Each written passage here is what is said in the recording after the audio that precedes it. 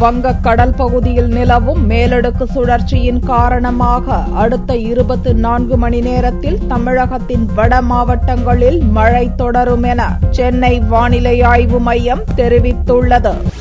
கடந்த சில தினங்களாக ஆந்திராவை ஒட்டியுள்ள மத்திய மேற்கு வங்கக்கடல் பகுதியில் நிலவி வந்த காற்றழுத்த தாழ்வு பகுதியால் சென்னை உள்ளிட்ட வட மாவட்டங்களில் மழையும், தென் மாவட்டங்களில் ஒரு சில இடங்களில் மிதமான மழையும் பெய்து வருகிறது.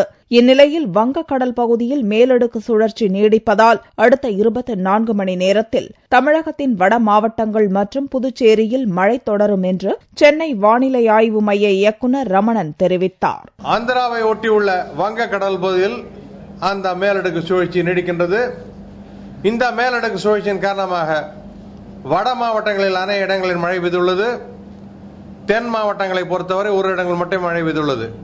பதிவு செய்யப்பட்ட விவரங்களின்படி அடிப்படையில் மிக அதிகமான மழை 7 சென்டிமீட்டர் தர்மபுரி, மானண்டஹள்ளி மற்றும் சோழவரத்தில் பதிவாகியுள்ளது.